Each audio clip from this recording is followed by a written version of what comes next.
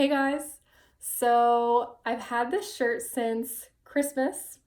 My parents got it for me, and I've been too afraid to put it on until now, but here it is, and it feels pretty good. Future best-selling author. I am manifesting that. It's happening.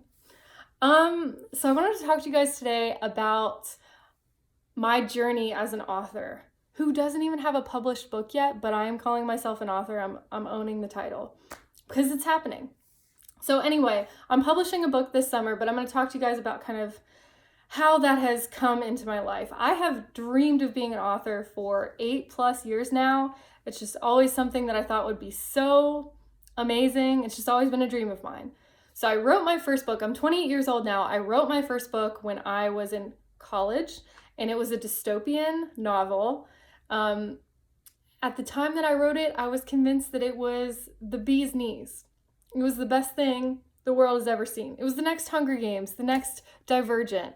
Like, that's what I had in my mind. I was already like planning out, all right, so who's gonna act as this person in the movie when this inevitably becomes a feature film, right? That's how confident I was in it. I went through the whole process, edited, I got it to beta readers, and then I found out that the beta readers were having a difficult time getting through the book. And that was a hard pill to swallow, but looking back, hindsight 2020, it was a long, really, really long book. And I really should have taken more writing classes, more fiction writing classes, creative writing classes, before I wrote it. The pacing was not there. Of course, I loved every word that was in that book, so I would drag out the scenes as long as I could because I just wanted to live in them. But just because I love them does not mean that, translates to the reader. So anyway, it was a good experience, but after that, I was pretty freaking deflated. I was very down on myself. I kind of put the book away. So I submitted it to a few literary agents. I would say maybe like 10 literary agents. Got rejection. The only ones I heard back from, I got rejections from.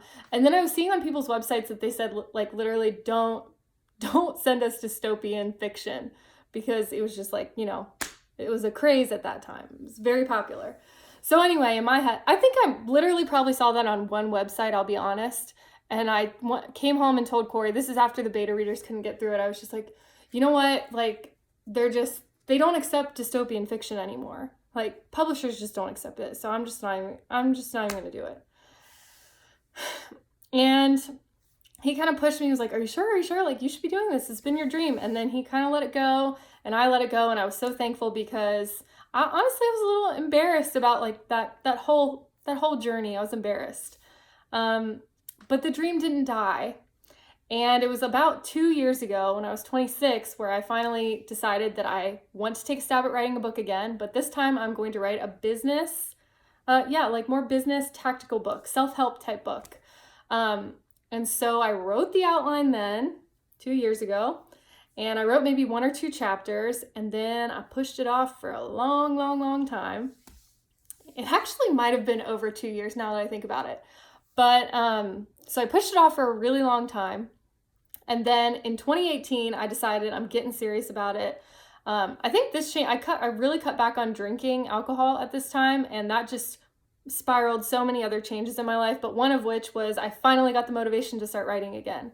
So I decided to break my writing up into, I'm going to write 500 words a day until I get through the book. And something that really helped me was to not just write in the order of how I actually wanted the chapters to be in the book.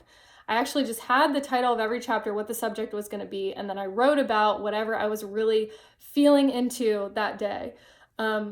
I also noticed that I would literally just grab my phone that you're watching this on. I would grab my phone and I would walk outside, go for a walk around the neighborhood or walk on the treadmill.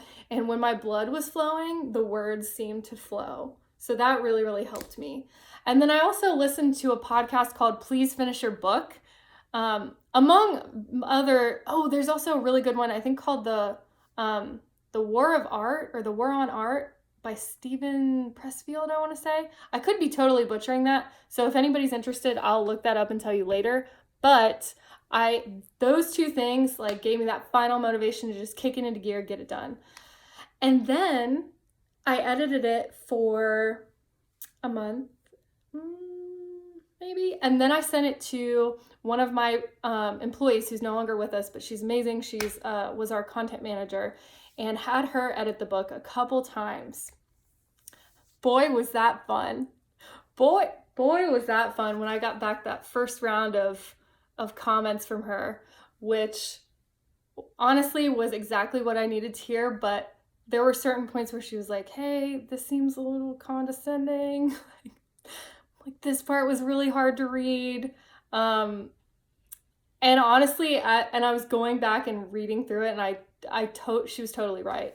So anyway, that was really good. That was hard to swallow, but I kind of worked through that. I've been working with her. Now I'm also going to send it to a team of professional editors because I just want to get it right.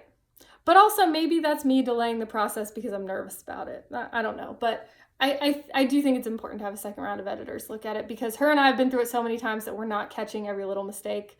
And I'm sure someone with experience in the self-help world is going to be able to help me. So anyway, I have delayed the process of getting the book to the final editing team because I'm afraid, is the honest reason. Let me tell you what I've been telling myself in my mind for the last couple months. Among other things, the biggest thing has been, and this has actually just been a couple weeks, but I'm having trouble exporting the file from Scrivener to a Microsoft Word document. Like everything that has a comment on it is disappearing from the manuscript. Anyway, that has been my excuse for why this book is on hold. But what that really means is I have been too afraid of what's going to happen if I actually get this published and it gets out there. And what if it fails? What if people hate it? What if people don't like what I have to say? What if they disagree with what I have to say? What if there are better books out there on the subject? And who am I to be writing a book? These are all the things that I've told myself. But I really just thought about it, and I was like, all right, so in my mind, this book is either going to be a success or a failure, right? And there's no in between. Success in my mind, and like, that's how I thought of it. And I'm like, Chelsea, what is success? How many books is success? What's the number?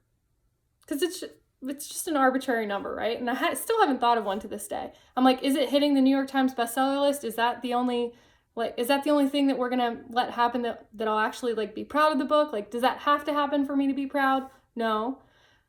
What is a failure? If it only sells 7 copies of the book, is that a failure?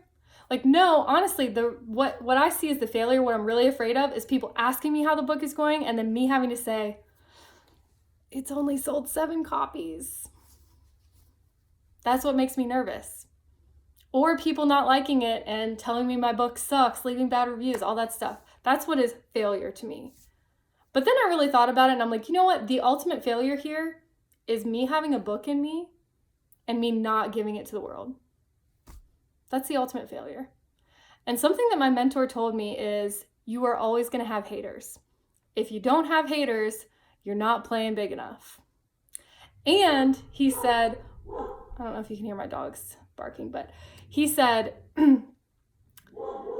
if I put something out there and I get 50 haters from it and one person whose life that I've impacted, I've done my job. And I was like, wow, that's powerful. So anyway, I'm putting the book out there this summer. I'm getting the document to the editor this week. And I'm going to be working on cover designs and all that fun stuff here soon, which is going to be exciting. But anyway, I'm putting the book out there, and if it's not the bestseller, if it's not what makes me the best-selling author, then it'll be the next book. I'm not going to quit trying. And if any of you have thought about writing a book, or have written a book and are nervous to put it out there, talk to me. Because you know what? Honestly, if I have to go and tell someone, or if you have to go and tell someone, hey, you know what? It sold 7 copies. We're not going to die. No. The sun will rise the next day. We will be fine. But the worst failure would be to not give our book and give our gifts to the world, right? Thank you.